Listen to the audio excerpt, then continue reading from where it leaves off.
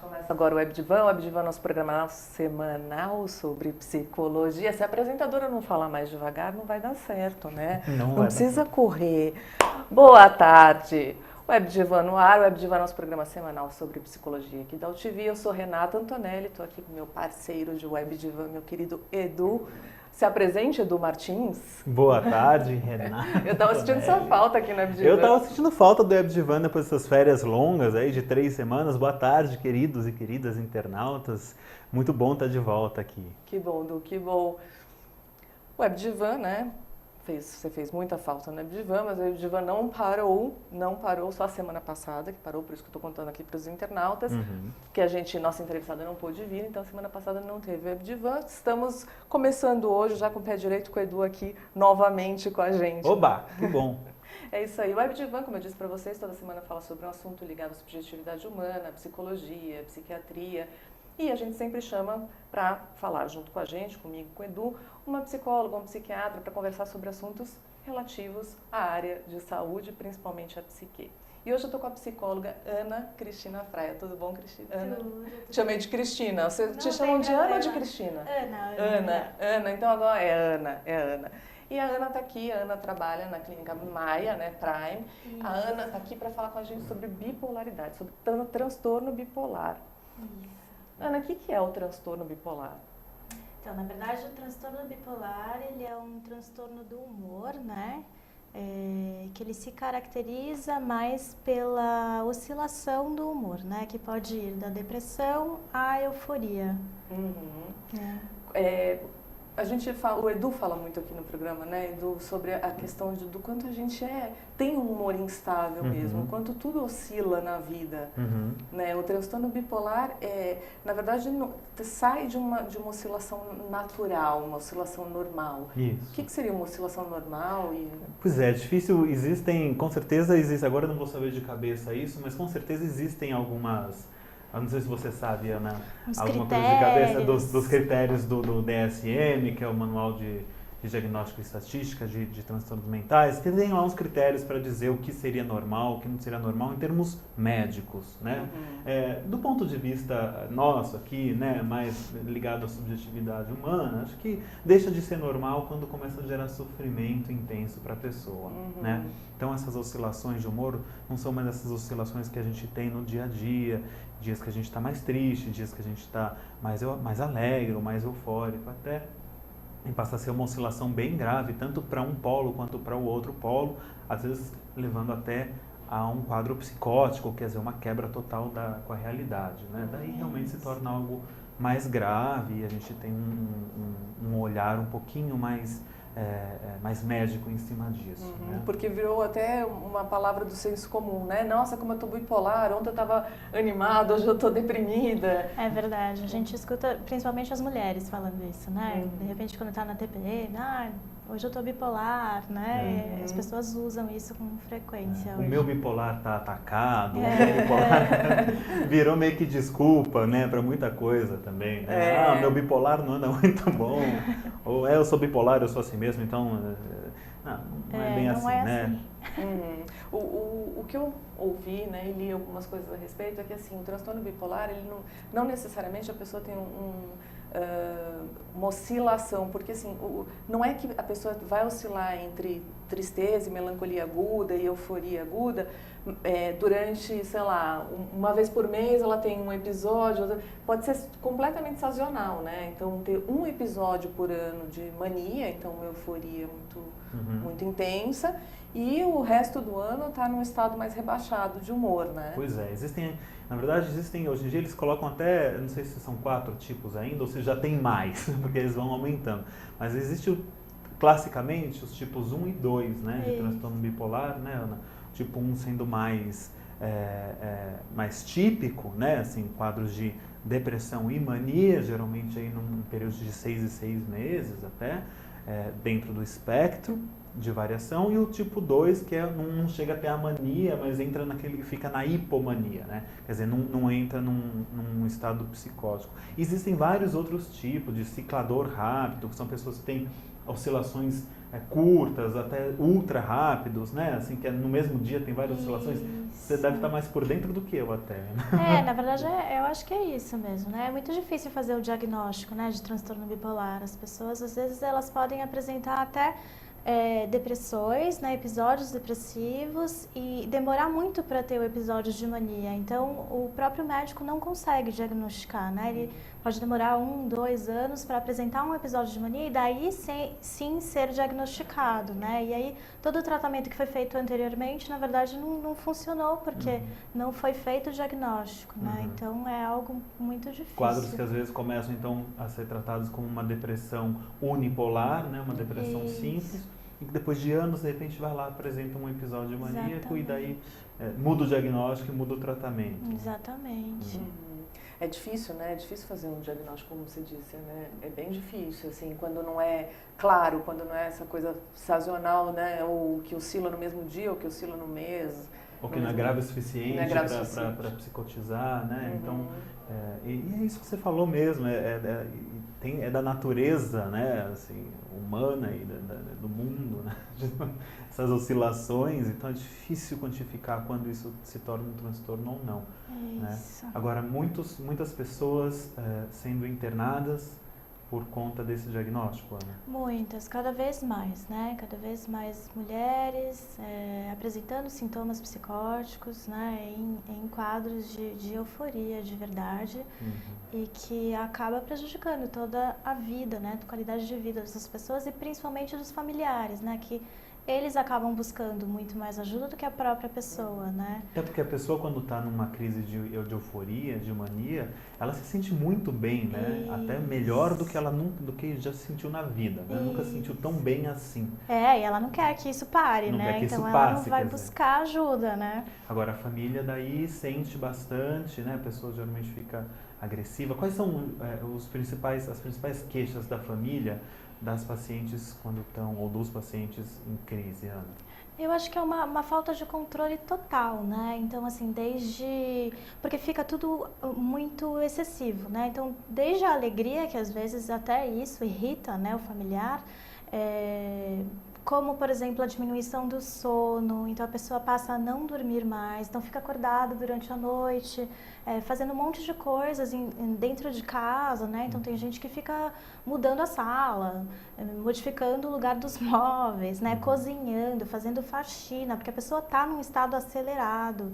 E aí perturba todo mundo dentro de casa, né? E não é uma alegria compartilhada, né? É uma alegria diferente, não é uma alegria que insere o resto da família. A pessoa está alegre sozinha, né? Assim, inadequada, né? Super inadequada, né? E às vezes fica insuportável mesmo. Mas a própria pessoa geralmente relata que sente ansiedade nesse estado, né? Que fica ansiosa, que não é só uma euforia feliz, como a gente tem quando a gente está, enfim, rindo com os amigos. É diferente, é uma euforia com ansiedade muito grande, né? Isso, uma agitação. E que perturba, né? Que a pessoa, às vezes, ela não consegue nem entender o que está acontecendo com ela, né? Até o raciocínio dela, acho que o discurso, o pensamento fica muito acelerado. Então, ela não tem começo, meio e fim, né? Então, ela começa a falar uma coisa e, daqui a pouco, ela já não sabe o que ela estava falando, ela já emenda em outra coisa.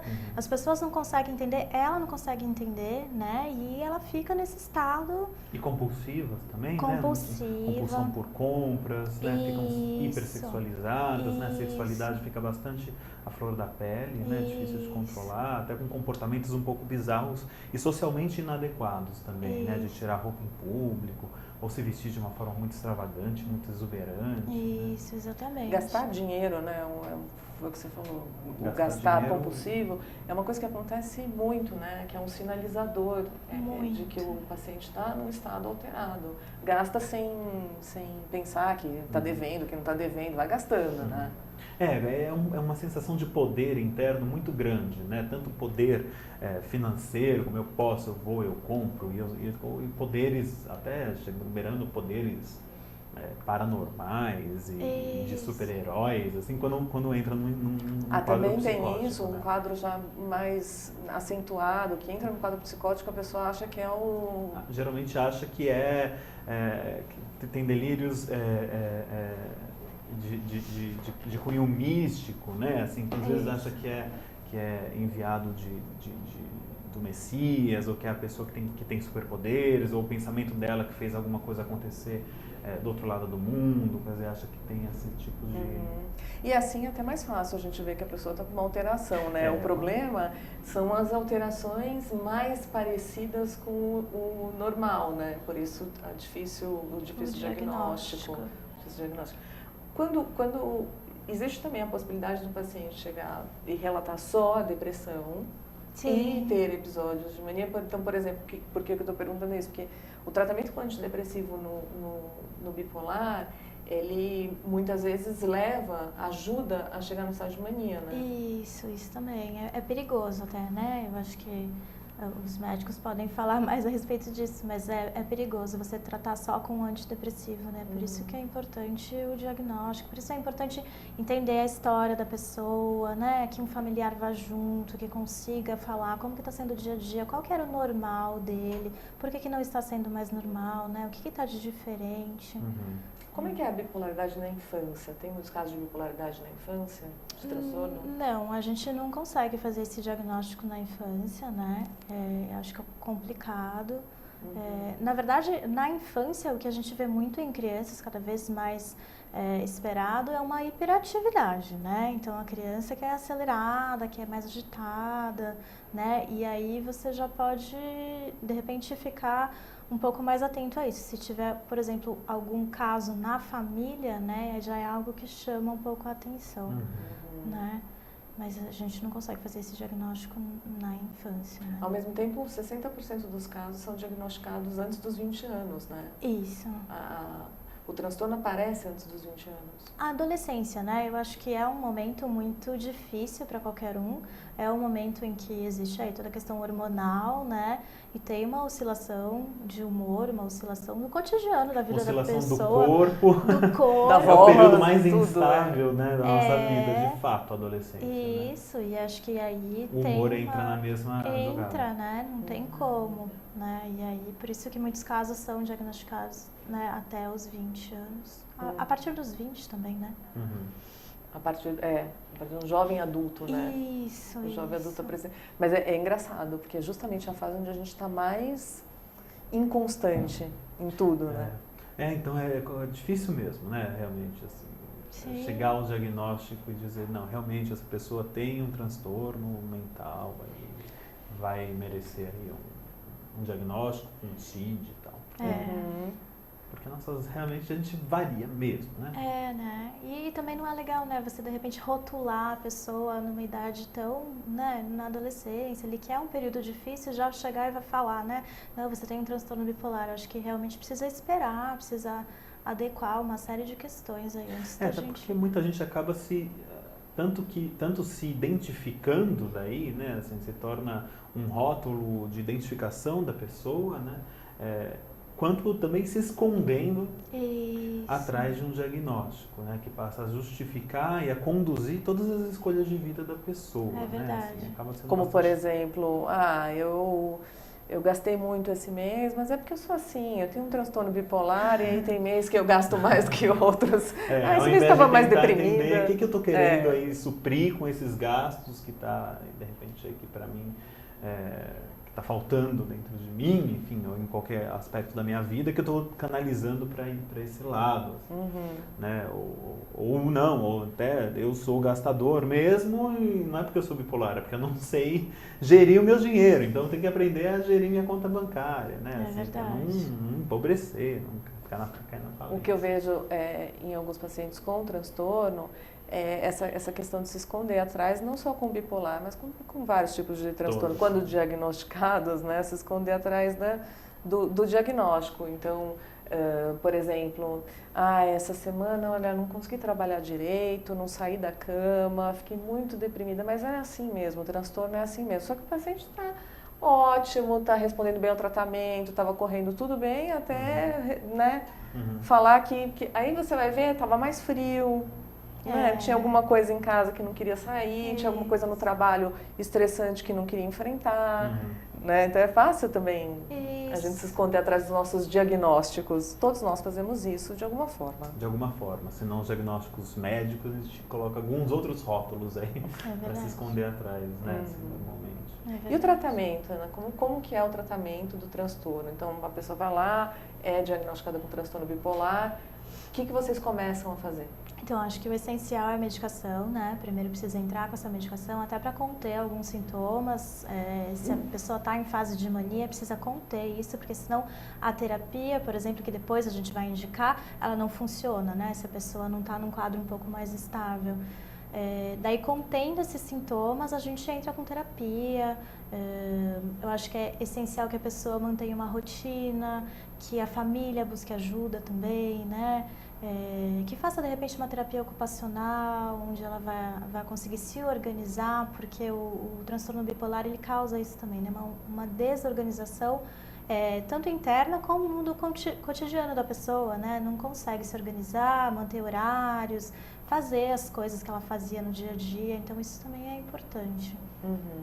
Vocês trabalham com a família também? É importante trabalhar com a família? Com certeza. Às vezes a família, ela não sabe como agir com a pessoa, né? Então entra aí uma orientação, né? O que é esperado, o que são sintomas esperados, o que já não, o que a pessoa está de repente manipulando, né? Fazendo isso que vocês estavam falando até agora. Usando do diagnóstico e falando, não, hoje eu estou depressiva, não vou sair da cama. Então, a família, de repente, pode falar, não, então deixa, ela está doente, não vamos, né? Ela não pode fazer isso, ou não consegue. O retorno ao trabalho, às vezes, né? As pessoas acabam se encostando, não consigo trabalhar, porque agora eu sou bipolar, eu tenho um transtorno. E aí a gente precisa orientar todo mundo, né? Família... para falar que não, é algo que é controlável. Se você buscar um tratamento, a pessoa pode ter uma vida normal, né? Claro, como qualquer transtorno neurótico, né? Diria assim. O que eu acho que é muito mais difícil você ajustar, né?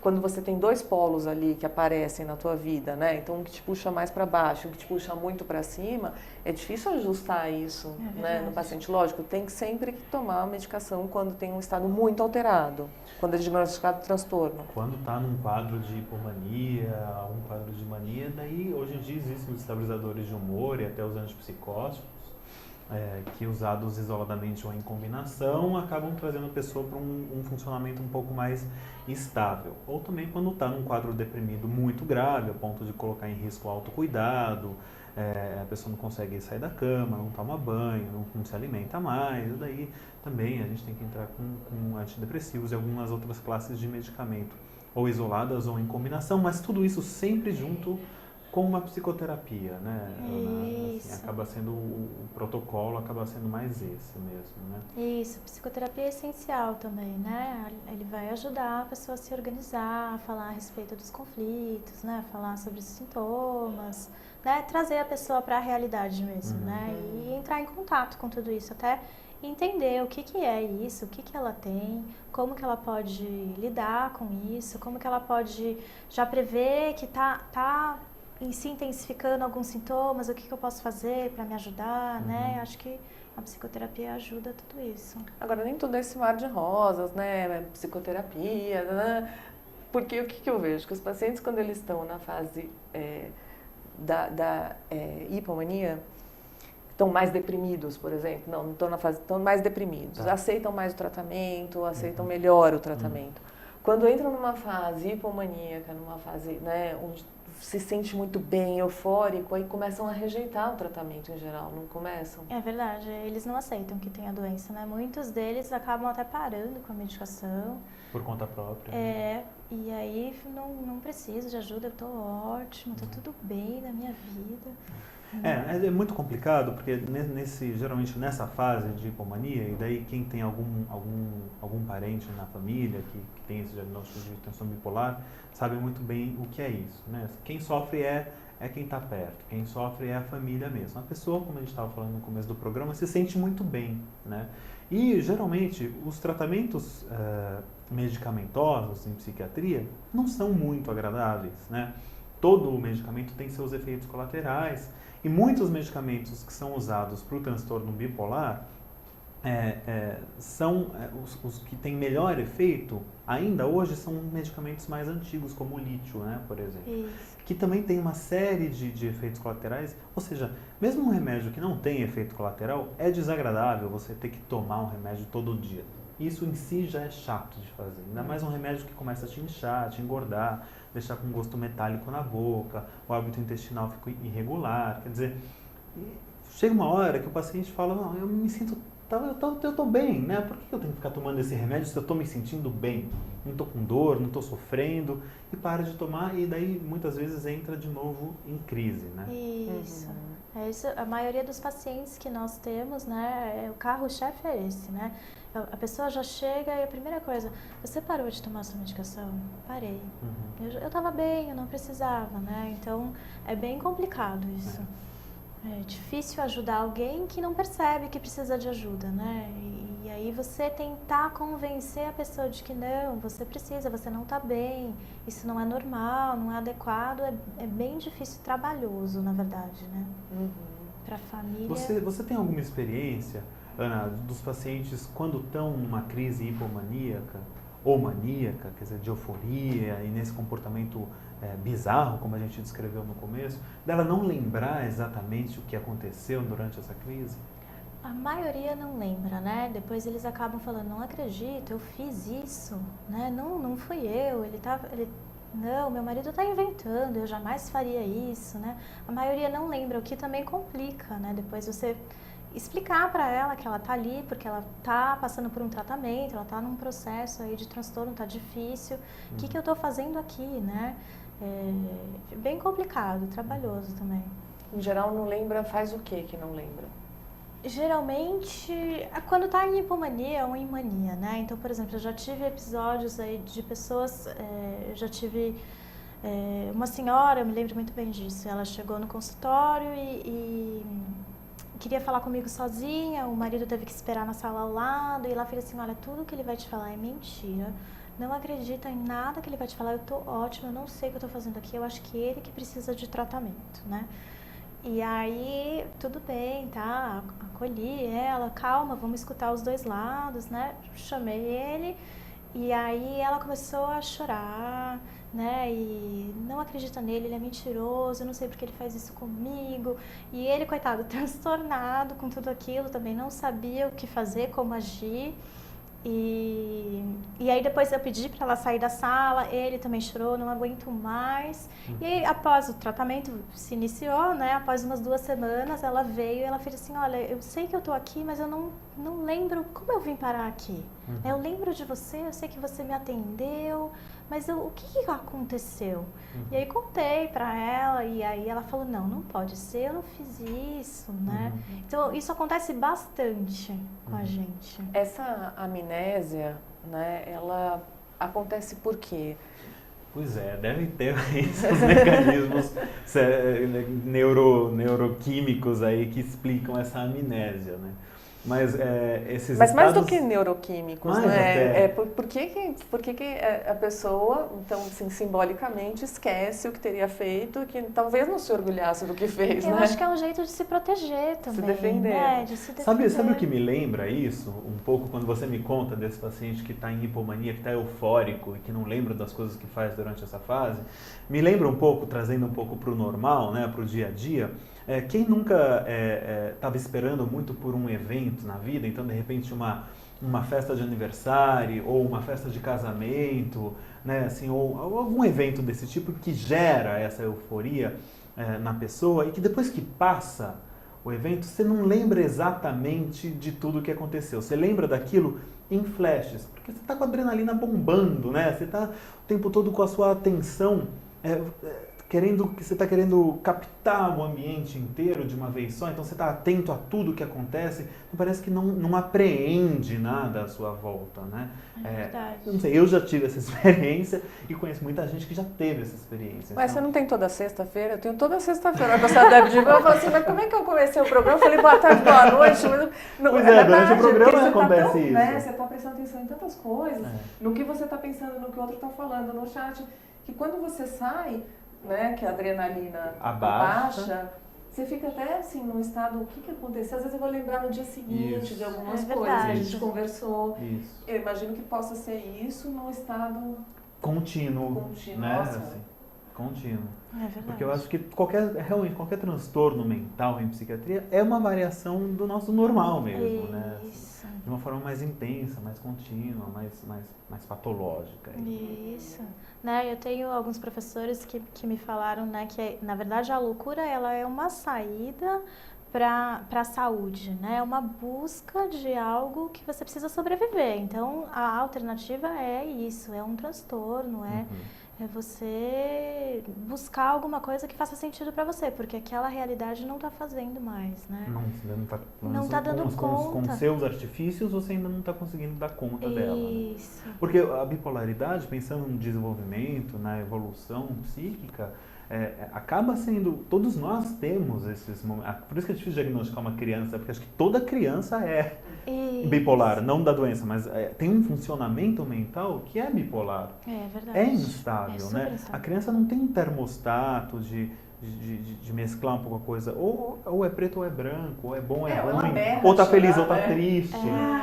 Chora deprimida, fica deprimida, chorando, ou então tá brincando e tá feliz, e vamos lá. A criança não tem, ou tá muito cansada, ou senão, né? Não tem como eu começar e pensar em, não, hoje eu tô feliz com algumas coisas, mas estou triste com outras.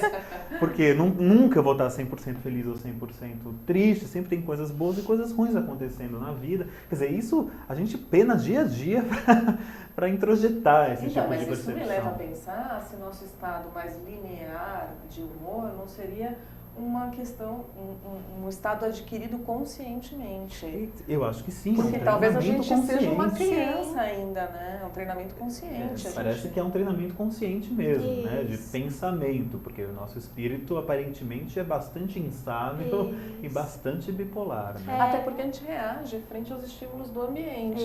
E eles não são lineares, né? Uma hora você vai tá andando de carro, vai para um exemplo mais simples. Você está aqui, né, na República do Líbano, tá andando, você vai chegar na hora na TV, tá tudo certo. E você está feliz. De repente, o trânsito para e você vai atrasar para entrar no ar. Acabou, né? O humor já muda. Isso, um telefonema, uma dor de barriga, tem tanta coisa que tira a gente do sério, né? Isso. É difícil se manter estável. Sim. Porque o ambiente não é estável. O ambiente não é estável. Agora, existe essa entidade clínica aí, que é o transtorno bipolar também, né? Que gera sofrimento e às vezes atrapalha muito a vida de muita gente. Então a gente está aqui hoje, parece que numa corda bamba, falando, opa, quando que o transtorno realmente é um transtorno, né? Porque isso é um pouco uma variação do nosso funcionamento normal, né? Mas também não significa que não exista isso, né? Existe, o nome é dado aleatoriamente, assim, meio arbitrariamente, mas é uma entidade clínica que tem aí que ser tratada e ser cuidada quando diagnosticada, né? Quando realmente indicada. Exatamente. Porque senão daqui a pouco realmente os pacientes vão, não, todo mundo é bipolar, Todo mundo eu é também assim. sou, todo mundo então não tem que tomar remédio. Não é isso, não é assim. Né? Pergunta ruim. O estabilizador de humor estabiliza o humor de pessoas que não têm o transtorno, por exemplo, ou não? Eu acho, não sei, viu? É difícil essa pergunta. Eu acho que provavelmente sim. Acho que na verdade em pessoas que não têm um transtorno, o estabilizador de humor vai deixar a pessoa um pouco apática, até um pouco sonolenta o tempo todo. Assim, né? Os estabilizadores de humor, eles, uma parte deles também é usado como anticonvulsivante, como medicamento para pessoas que têm epilepsia, diagnósticos assim de convulsão. Quer dizer, são remédios que estabilizam a membrana dos neurônios, né? Então, por isso que eles atuam como estabilizador de humor no transtorno bipolar. Muita gente assusta. Fala, nossa, meu médico me passou esse remédio, só que eu não tenho convulsão, eu não tenho epilepsia. Então, é que na psiquiatria eles são usados para isso. Porque realmente tem casos que merecem a utilização. De novo, a gente fala aqui da hipermedicalização, dos superdiagnósticos, quer dizer, todo mundo falando que é bipolar, todo mundo tomando remédio para qualquer coisa. E isso sim, existe, a gente tem que tomar cuidado. Mas não significa que não existam uns casos que são mais graves e que geram sofrimento para a pessoa, para a família, e que hoje podem ser tratados também medicamentosamente, além de outras abordagens, então que devem ser tratados dessa forma. Sim. Vale sempre um diagnóstico com psiquiatra, não só com psicólogo. Com certeza, com psiquiatra também, fundamental, né? Agora, o que a família, né, no tratamento faz que pode ajudar um paciente que está com transtorno? Eu acho que, primeiro, entender que é uma doença, né? Muitas famílias, elas acham que não, ela tá fingindo, né? Ou então, ela sempre foi assim, né? Então, não é. Primeiro, é uma doença, precisa ajudar a organizar, né? Precisa acolher, né? Precisa manter uma rotina para todo mundo aí, entender os sintomas. Acho que o acolhimento é essencial, né? É isso que a gente tenta trabalhar lá na clínica também. Entender que é uma doença, não tá fingindo, não tá fazendo algo a mais para chamar a atenção. Tem muita gente que faz isso também, né? Mas geralmente não, tem um sintoma por trás, tem um sofrimento aí, né? E a família precisa entender isso para poder acolher. Que daí eu acho que dá uma minimizada também, tranquiliza o paciente, né? Saber que ele tem uma rede de apoio e aí o paciente consegue também buscar mais ajuda. Porque, né, assim, o que eu vejo é que geralmente o paciente que está com uma alteração muito grande, a família ou parte da família não é uma rede de apoio, né? E aí são super refratários ao atendimento, né? Então cure o paciente que está com transtorno, porque a gente está bem, quem está com transtorno é ele, né? Geralmente a família quer, inclusive, se livrar desse problema, né? Assim, e acaba entregando nas mãos da clínica, do corpo clínico da clínica, né? Assim, mas a família tem um envolvimento, uma participação essencial, né, em qualquer tipo de tratamento psíquico. Com certeza. A gente costuma dizer, né, que quando a gente tem um doente em casa, todo o resto está doente também, né? Porque um influencia o outro. Não tem como ter uma pessoa só doente em casa, né? Existe toda uma organização, um jeito de conviver, um jeito de falar, né, um jeito de agir que pode intensificar, que pode minimizar, né? Então, todo mundo precisa ser olhado, precisa repensar em tudo isso, né? Eles precisam ser orientados e, às vezes, muitas vezes, encaminhados para tratamento também, né? Inclusive tratamentos de família, né? De terapias de família, porque, às vezes, um diagnóstico ou uma pessoa que tem um diagnóstico um pouco mais evidente, né, acaba sendo bode expiatório de uma dinâmica familiar que é doente, né? Assim, que não funciona muito bem. Isso pode ser usado de uma forma muito positiva, quer dizer, o diagnóstico e o tratamento daquela pessoa da família que tem um transtorno mais evidente pode ajudar com que a família inteira se conheça melhor, se entenda melhor, funcione de uma forma mais harmônica, né? Mais agradável. Em geral ajuda, né? Quando aquele componente familiar que estava ali com um problema, que começa a se tratar e começa a melhorar, em geral a família como um todo, né, muda a dinâmica e... Muda mesmo. A gente vê que geralmente ou agrega a família, né? A família se une, ou se não segrega mesmo e separa e vai cada um para um canto. Né? É verdade. Agora, é muito difícil pro parceiro, né? Geralmente o marido ou a mulher lidar com isso, né? Sim. Porque altera a rotina, altera a rotina de todo mundo, né? Altera a vida de todo mundo. Isso, muito difícil mesmo, né? Às vezes eles não aguentam, né? E aí existe separações em função disso, né? Por isso que é importante conhecer a doença, saber o que é, como tratar, né? Acho que o casal, às vezes, ele já está doente, né? Às vezes ele funciona dessa forma doentia e daí quando aparece esse diagnóstico em uma pessoa, eu acho que acaba piorando, né? Ou não, né? De repente é uma ajuda essa coisa de segregar, mas... Agora para os internautas, né, que estão aqui, que tem dúvida, será que eu tenho transtorno? Será que eu não tenho transtorno? vamos tentar de novo, né, falar um pouquinho do que pode um internauta sentir, né, quais são os sintomas que o internauta pode sentir, que pode levar a gente a pensar num transtorno bipolar. Claro que tem que ser diagnosticado, tem que procurar um psicólogo, psiquiatra, né, aqui a gente vai fazer um diagnóstico em 1 minuto, né, mas... O que são sintomas do transtorno bipolar? Eu acho que vai da depressão, né, para a euforia.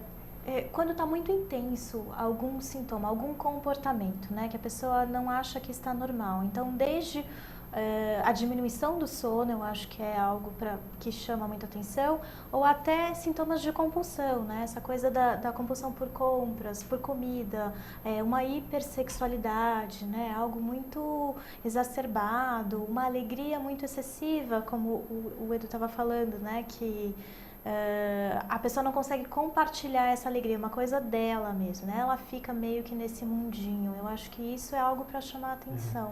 Acho que uma coisa importante também é ressaltar que é a falta de crítica. Isso. Né? Então, geralmente, a pessoa que está em hipomania ou que tem um transtorno bipolar, ela não se percebe dessa forma. Então, se você já está aí, eu acho que eu sou bipolar, porque ontem eu estava... Provavelmente você não tem o diagnóstico, né? Geralmente a pessoa não se percebe, quem percebe é quem está em volta, né? Então, quem percebe essa pessoa realmente num comportamento bastante fora do eixo, digamos assim, né? A pessoa fica bastante disfórica, ou essa alegria, às vezes, não é uma alegria contagiante, é uma alegria que te causa estranheza, você não vai se divertir junto com a pessoa, você vai estranhar o comportamento dela. Ou então é uma euforia irritadiça, a pessoa fica irritada, fica agressiva verbalmente, às vezes até fisicamente, né? E sai por aí, e gasta dinheiro pra caramba, e fala muito, e não dorme, e não come, né? Porque geralmente a pessoa não para para fazer nada. Os casos típicos são muito claros, né? São muito evidentes. O problema não está aí, né? É como o Sérgio Albuquerque estava falando, um beijo, querido, ele apresenta sobre Nova Direção, às quintas-feiras, às 21 horas, vou assistir no On Demand. Ele fala o seguinte, então, às vezes temos isso, ouvimos algo, lemos uma bula e achamos que temos o problema. Eu concordo com o Sérgio, porque assim, a gente pensar no transtorno bipolar, né, grave, acentuado, é fácil até a gente identificar. Mas o que eu tenho visto mais em consultório são pacientes que têm um transtorno bipolar mais difícil de diagnóstico, que os sintomas são sintomas muito mais parecidos com sintomas da vida, do dia a dia, da gente, das pessoas que não têm o transtorno. Como, por exemplo, sim, alteração no apetite, mas não deixa de comer. Está comendo menos naquele período, está gastando mais, está se sentindo mais feliz, está eufórica, mas não está ainda num estado que tem pouca crítica, né, não tem autocrítica, percebe que está com uma alteração, mas acha que aquilo pode ser uma coisa normal, mas causa sofrimento. Sim. Né? Então não é só quando a gente pensa eu acho que assim, lógico, se você está sofrendo, vale buscar ajuda. Eu acho que essa é a premissa, assim,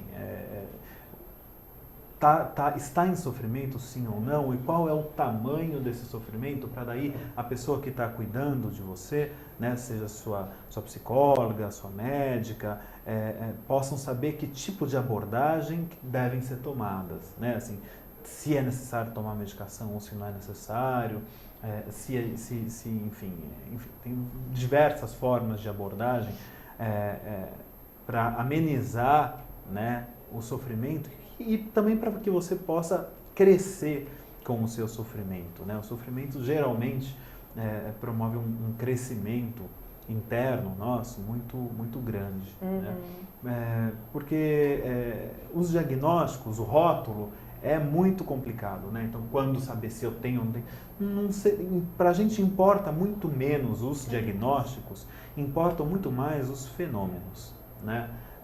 O que está acontecendo e o que está te gerando sofrimento. Pode ser que uma pessoa que, como você, inserida numa outra cultura ou num outro tempo, não tivesse em sofrimento, estivesse tranquila com esse estado psíquico. Mas em você esse estado psíquico tá fazendo mal, quer dizer. Então vamos olhar para ele e vamos cuidar disso. Acho que o patológico, para todas as questões psíquicas, né?